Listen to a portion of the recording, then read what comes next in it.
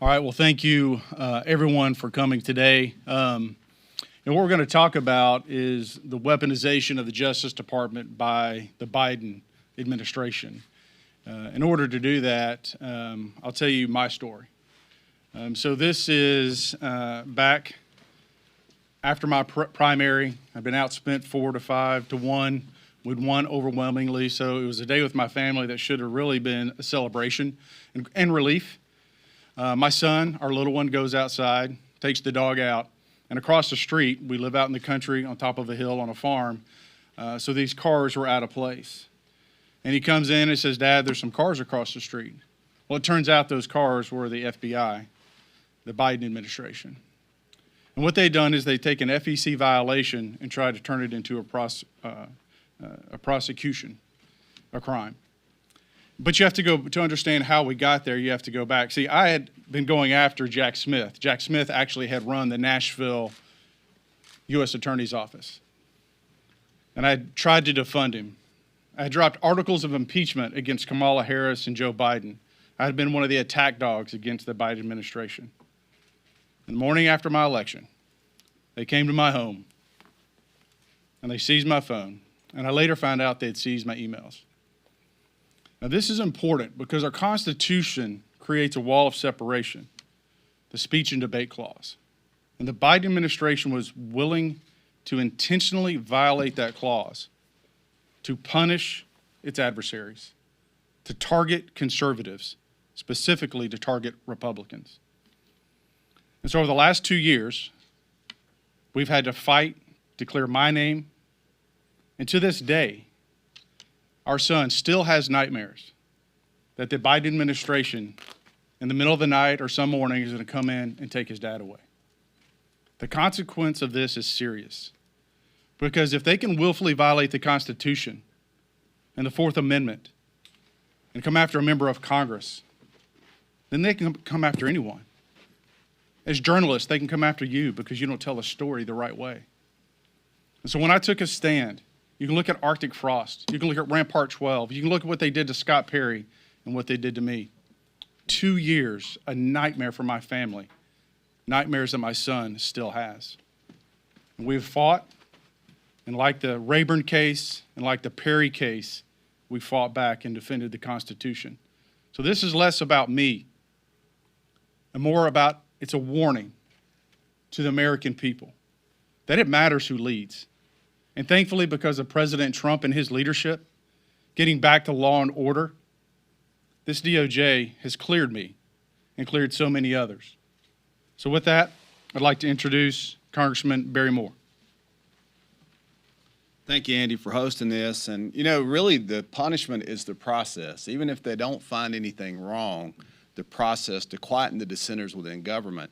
My story is a little different. I was indicted. I actually...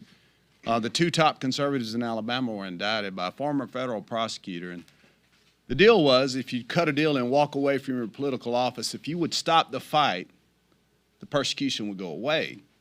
And my team of attorneys called my house and said, "Hey, Barry," and these are high-paid attorneys. If I told you the names, you'd know who they were. They said, "We think you should just cut a deal. You should walk away." I hung up the phone with my high-paid attorneys and walked over to the carport. My 12-year-old son, Andy, was standing there, and I said, "Buddy, if we don't get out of politics, they're going to destroy us personally, they're going to destroy us financially, they're going to destroy us politically." My son said, "Dad, I've been reading the book of Daniel." He said, "When all those men bowed, there were men who stood." And we made a decision that day as a family. We would win that race and we would win that case. And we won that race, and we won that case. But it's like Andy says, what they put your family through to quieten the people who do not want to stand against the system itself it's unbelievable. And we need to bring attention to it. And you guys in the media need to understand that we need a blind justice system. Instead of trying to find a man and then go look for a crime, they need to find a crime and then investigate the crime. But the process is to quieten anybody who will not go along. So as we're in the fight, what Andy goes through, what Perry, what many of these people on this stage have went through, it's a message to the media, it's a message to our country that they are truly undermining the true blind justice in this country. And so we need to speak out. And Andy, thank you for hosting this, and I appreciate everybody being here. God bless you. With that, I'll introduce Senator Ron Johnson. Thank Congressman Moore. We've already heard there are greater consequences to what you're going to hear in terms of these stories, the outrages, the violations of the separation of powers, really guaranteed in our Constitution. There are way more consequences to this than just the impact on members of Congress, the congressmen, the senators that had their constitutional rights violated. In Wisconsin, we've had literally dozens of people, just ordinary citizens, people who've been volunteering in politics at the county level for years, sometimes decades, who had their constitutional rights violated, caught up in this massive partisan political dragnet of Jack Smith. And it's those ordinary citizens that we really ought to concentrate in terms of the outrage and the outrageous actions of the Biden administration, how they weaponized these agencies. But I want to talk about the consequence currently within the Department of Justice. The fact of the matter is what we know of Jack Smith's, what I would consider unconstitutional behavior, doesn't come from the Trump Department of Justice, doesn't come from the Trump FBI. We've got some documents, we've got some piece of information.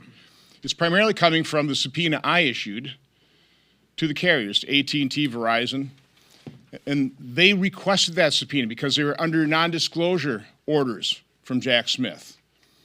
But they've been cooperating. We've gotten a production just as recently as last week from Verizon. They're the ones providing us the information showing this massive dragnet against just ordinary citizens. And the impact and the effect of the Biden administration politicizing these agencies is being felt right now because the Department of Justice, I'm not blaming the Department of Justice of not providing us documents. They're overwhelmed. You come in as a Trump administration into a politicized Department of Justice, and first of all, a lot of the leftist deep state actors leave. They simply couldn't. They're so partisan they couldn't possibly serve in the Trump administration. You obviously had to get rid of some of the deep state actors. You haven't got rid of all of them, trust me.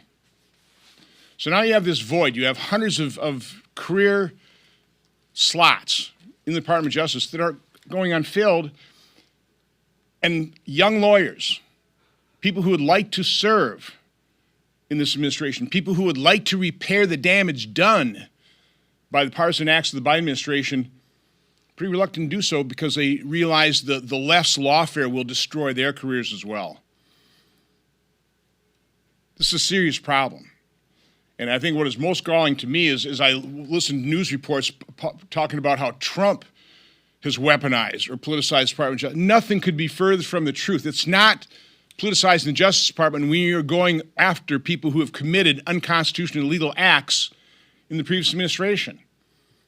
These people have to be brought to justice in order for us to return to some semblance of equal application of law under our Constitution.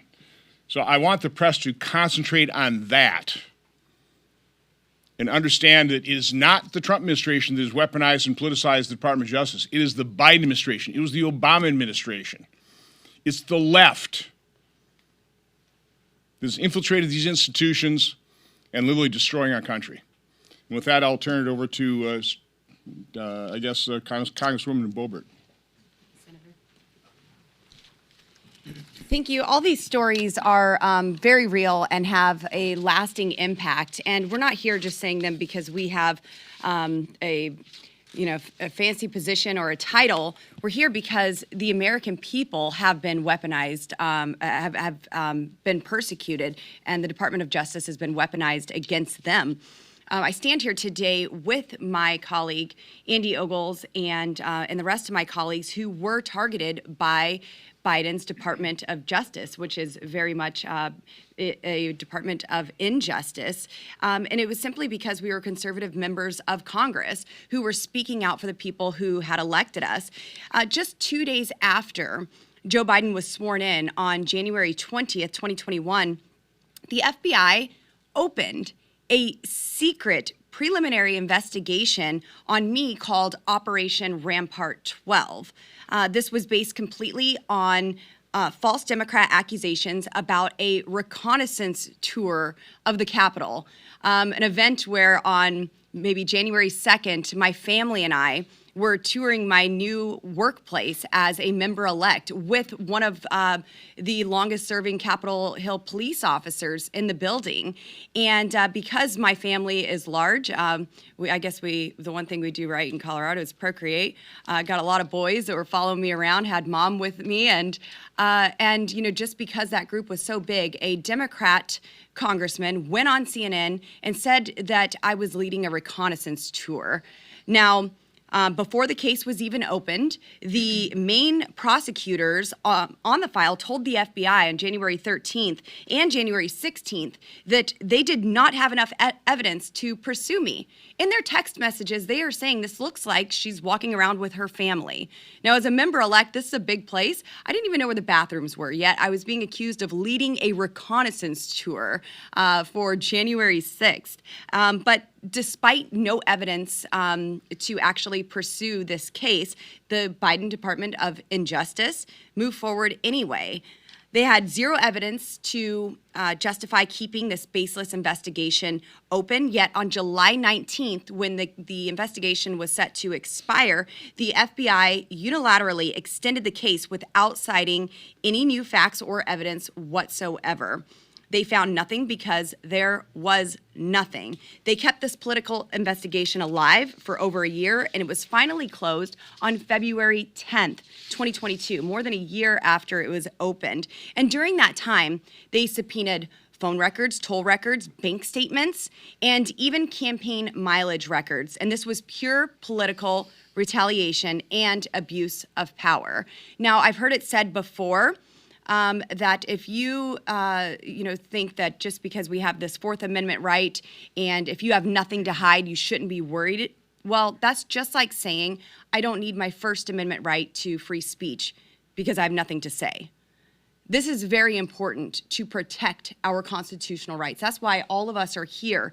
We are elected to secure those God-given rights. These aren't rights that are given to you by politicians, by the folks who stand behind this podium, and certainly not by any administration or Department of Justice. Chairman Jim Jordan sent a letter expanding the investigation into how the Biden administration spied on me and other members of Congress, including demands for records from my bank, my private bank, that was subpoenaed. They didn't just spy on me. They spied on multiple Republican members of Congress. And while we're fighting to secure borders and we're fighting for fiscal responsibility, the Biden DOJ was treating us like criminals with no evidence. It's time to stop the deep state's unconstitutional spying on the American people. And that's why we're fighting for real reforms on FISA. Now, 702 is certainly the headline, but it's not the full story. It's why Congressman Thomas Massie and I introduced the Surveillance Accountability Act, and this must end once and for all.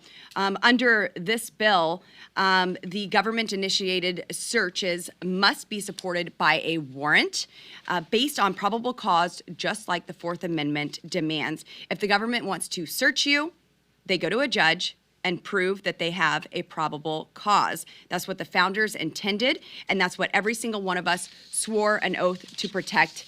I've seen firsthand how this surveillance state weaponizes technology against its own citizens, and today we are here to demand justice and highlight the wrongs that were done under the Biden's Department of Injustice.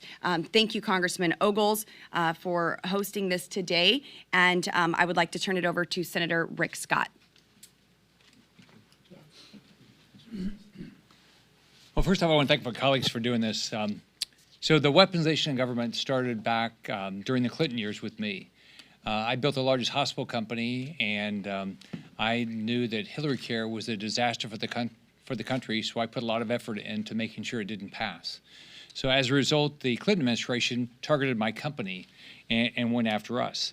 Then during the Biden years, the first thing they did is a contractor, Booz Allen, went out and stole my tax returns and gave it to ProPublica. The Biden administration did nothing to stop Booz Allen from doing that, nothing at all. And then after January 6th, They targeted me and got my records. The only reason that we even found out is because of Senator Johnson's investigation. So, I mean, this is ridiculous. So if you run a big company, you can be targeted. If you're a senator, you can be targeted. If you're a Congress member, you can be targeted. The only way this is going to stop is if we make change. We can't say, oh gosh, the Trump administration is not going to do it. They're not. They're not going to weaponize government like they did against us and against Trump. But guess what? If we have another Democratic administration, they're going to do it. So if we don't make changes to this legislation, the same thing will happen down the road. Now, I guess, oh my goodness. Let's see, Randy? Congressman, fine. New congressman for my home state. That's right. Best governor I served under, Rick Scott, right over here, and I love his jobs pin. Thanks, Andy, for organizing this today. As I stand and I listen to the stories from my colleagues, I recognize one simple thing, which is Americans should be afraid. I didn't know all the details of these stories as I stood up there, and I asked this question of how can this happen in America? President Trump is in China right now. These are stories I would expect to hear at a press conference over there, not one over here. And I'm reminded of the mothers who went to school board meetings in Florida complaining about mask mandates and other things, and they were deemed so threatening by the Biden White House that they sent FBI agents out to look after them. You have to ask yourself a question. If the government is so big, if it has so many resources that it can afford to investigate everyone from members of Congress to mothers of school-aged children, where have we gone wrong? This is a scary thing to realize this exists in America. And I would say we not only need to change the policy, but we need to hold those accountable that have done this. Because Republicans may not be in charge forever. The pendulum does swing. And if we don't punish those who did this in the past, believe you me, they will do it in the future.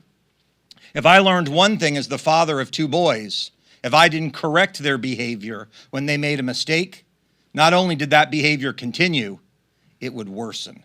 So if you look at what happened over the past 4 years, imagine what could happen over the next. This should not happen in the United States. What happened to these members of Congress should not happen. And all of us, whether we're Democrats or Republicans, should take a solemn vow to make sure that it never, ever happens again. With that, I'd like to introduce Congressman Norman. Thank you, Randy. This is pretty frightening to hear the stories of Congressman Ogles, Senator Scott. I didn't realize that had happened to you. Scott Perry, and for you, those of you in the media, you got a responsibility to report it as it is. There may be a day that if you print a story and it's not to the liking of the deep state, who are the epitome of weaponized wiretaps, you may not be able to write that story. And what they're not telling you, and I asked Andy early in the back in the room, I said, how many people showed up at your house? He lives on a farm. 6 cars. It's as if he was a criminal getting ready to shoot people. Scott Perry, they went to a place where he was having lunch with his children, took his phone. I don't know how many they had there. What he didn't say is the legal cost that he incurred, $250,000. Scott Perry, $750,000. The process is the punishment. That's what's scary about this, about what's happening in America. And it's starting on the college campuses. I can't tell you how many students have told me that if they don't write the conservative things in their paper, in their opinions, they get penalized. Folks, it's time to speak out. It just is. We cannot allow this to happen in this country. And it is happening in this country. And if we don't take it back, we're going to lose it all. And it starts by what each one of these brave men and women who happen to serve in government. It's deterring good men and women from putting their name on the line at every level: school board, county council, city council, House reps. And it's like a conversation I had with a operative from the other side who kept putting people up against men and women who won by huge margins their races. And I asked her, I said, why do you keep doing that? Why do you keep putting up people when you know you're going to get beat? She said, Norman, you don't understand. And she said, I'm going to be very blunt with you. We want to bloody you so much. We know it's not going to affect you, but your family. That is what they're trying to get to. That's what they're trying to get, the family, the children, like Andy mentioned with his son having nightmares. We can't let that happen. That's what happens in third world countries. That's what's happening with the mass 25 million plus that we were just at a meeting of conservative opportunists telling us how this immigration is still out of control. The deportations are not what has been said. All that to say is, folks, we got to fight. We got to stand up. And serving in office is honorable, but we're going to have to make sure that we're not, I guess, scared off from running because they're coming after us. And it's later than you think. Lauren mentioned the First Amendment, freedom of speech, Fourth Amendment, improper seizure. There's so many other amendments in the Constitution. The 10th Amendment, we have states' rights that we need to impose. Last time I researched this, the states created the federal government, not the federal government created the states. And we're losing our freedom. That's pure and simple. And those of you in the media, they may be coming after you next if you write the wrong story. To that college student, they are coming after you on the campuses at every level. And I would say even the public schools and on up. So, Andy, I appreciate your courage to come forward. I've heard this over and over again by elected members who served in cabinet positions having to get out because of the weaponization, the ones that come after them for no reason other than they were in search of a problem.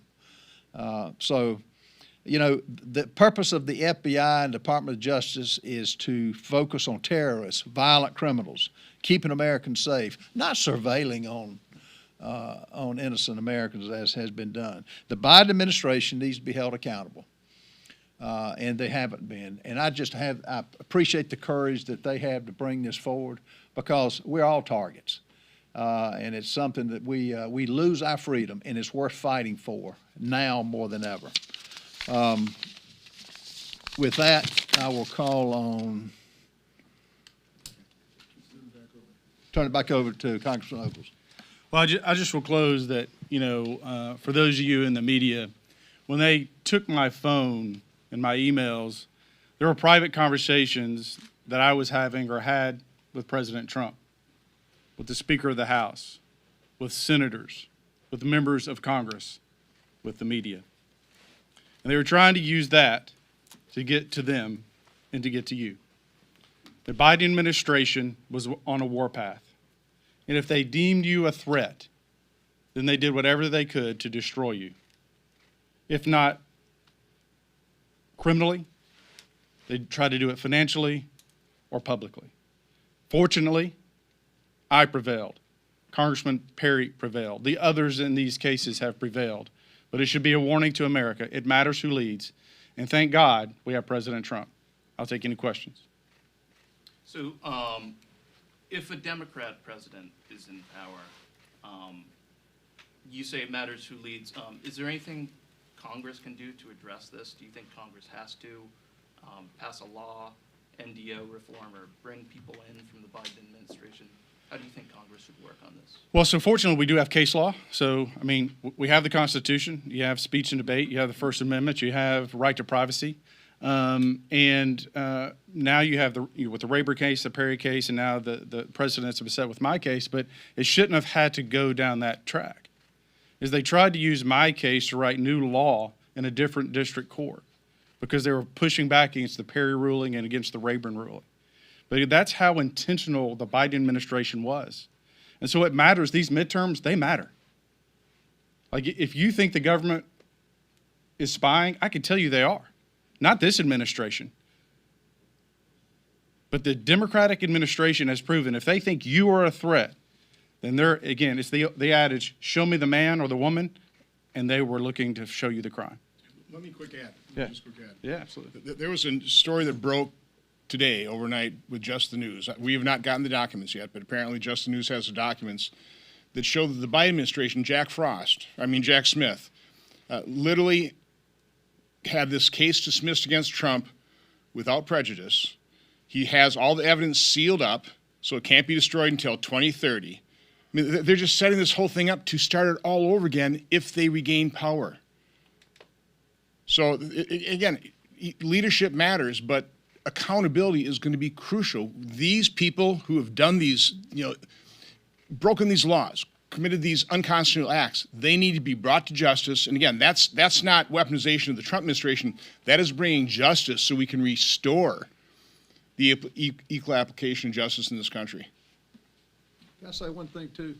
The thing that I get most of all, people call me and say, Ralph, we have all these hearings. Where are the consequences? I mean, I don't see any jumpsuits on people that have committed serious crimes. They go through all these public hearings, go through all the testimony. What's happened? Starting with Hillary Clinton, you can go down the list. Where are the consequences? It's like having a speed limit. Unless you have a consequence, it's just a suggestion. And how enforceable are suggestions? So we can pass all the laws we want. If we're not going to have the judges who are going to back support the Constitution, then where are we? That's the big issue that we have.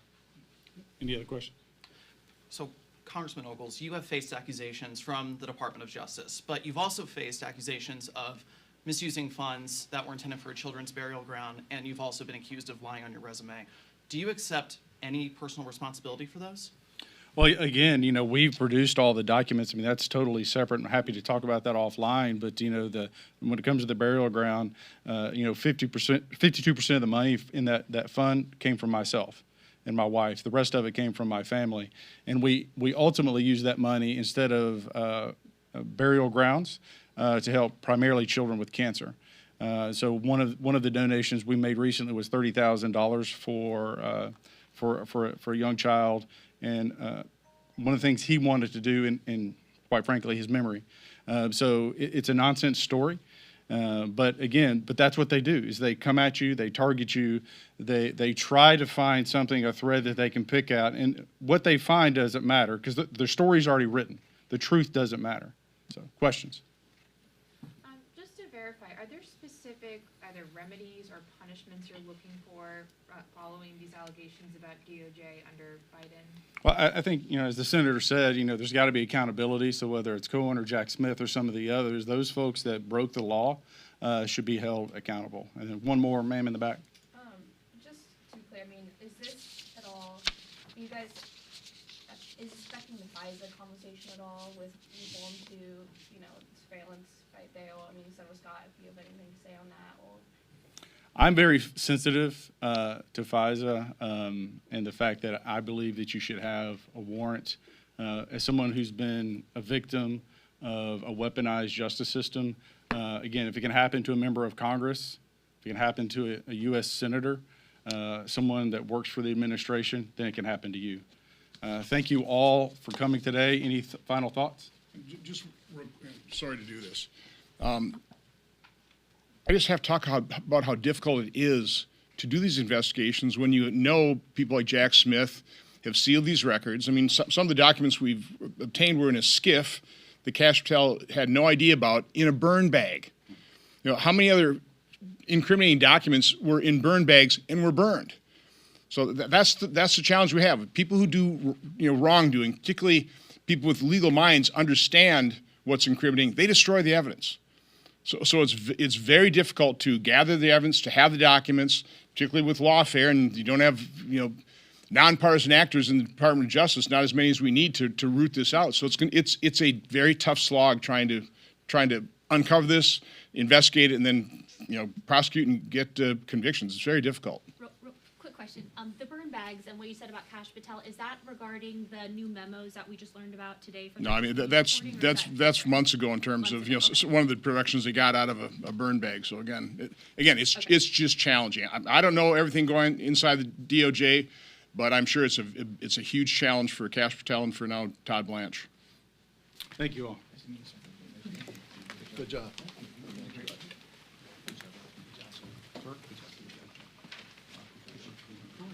sort of go up there twice. Oh, no, no.